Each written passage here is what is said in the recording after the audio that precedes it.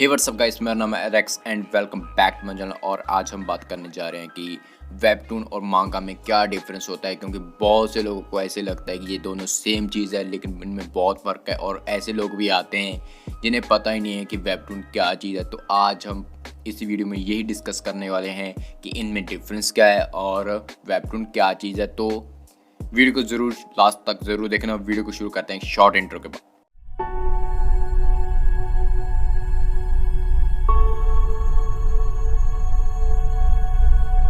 और हाँ, डिफरेंस को शुरू करने से पहले मैं आपको बताना चाहता हूँ, प्लीज़ आप डिस्क्रिप्शन को ज़रूर चेक कर लेना। वहाँ पे मैंने फेमस वेबटून्स के नाम बताए हैं और आई गेस उनमें से एक दो के एनिमे अडेप्शन भी आ चुके हैं।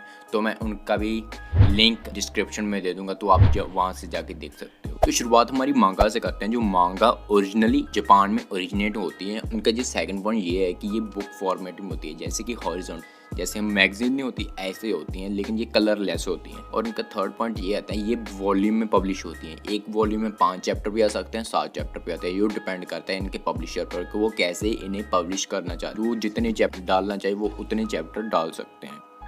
और फोर्थ पॉइंट ये आता है कि जो मांगाएं होती हैं वो सॉफ्ट कॉपी, जैसे हमें डिजिटली या फिर ऑनलाइन या स्ट्रीम होती हैं वहाँ पे भी मिल जाती हैं, और हार्ड कॉपी जैसे हमें बाहर से भी लेके आ सकते हैं। दूसरी तरफ जो वेबटून्स होती हैं वो उनका सबसे बड़ा डिफरेंस तो यही है मांगा से, कि वो वर्टिकल फॉर्मेट में होती है। जैसे स्क्रॉल नहीं करते हम वर्टिकल फॉर्मेट, वैसे होती हैं वो।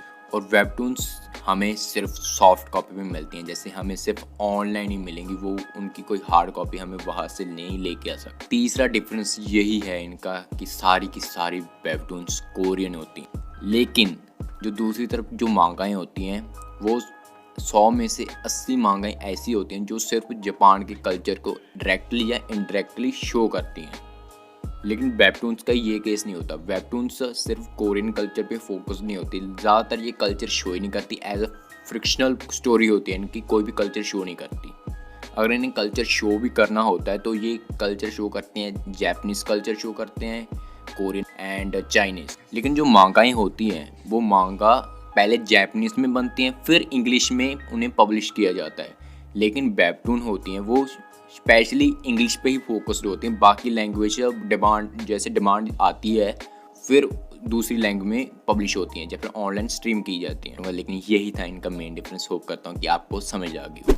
अब बात करते हैं कि वेबटून्स क्या चीज़ होती है। जैसे मैंने आपको बताया था इनके बारे में डिफरेंस अभी अभी बताया है, तो आपको लग रहा हो कि वेबटून्स भी एक कॉमिक ही होती होगी या फिर एक मांगा ही होती होगी कोरिया की, लेकिन ऐसा नहीं है।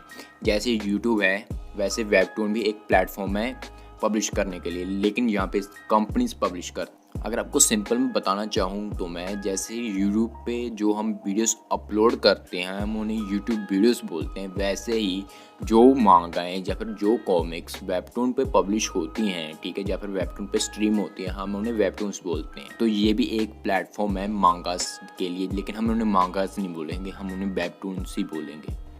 यही था आज के लिए। होप करता हूँ कि आपको समझ आ गया होगा, आपका डाउट भी क्लियर हो गया होगा। और sorry for the quality again. और हाँ, अगर मेरी वीडियो में आपको कोई भी मिस्टेक लगी कि जो मैं इम्प्रूव कर सकता हूँ, प्लीज़ नीचे कमेंट्स में ज़रूर बताना, ताकि मैं अगली बार इम्प्रूव करके हूँ और आपको और भी अच्छा कंटेंट दूँ। तो ये तो बात होगी मिस्टेक्स की, लेकिन अगर आपको कुछ भी वीडियो में अच्छा लगा हो या फिर कोई आपको चीज़ पसंद आई हो तो उसके लिए प्लीज़ सब्सक्राइब और लाइक ज़रूर कर देना, बहुत ज़्यादा अच्छा लगेगा मुझे। और मिलते हैं अगली वीडियो में।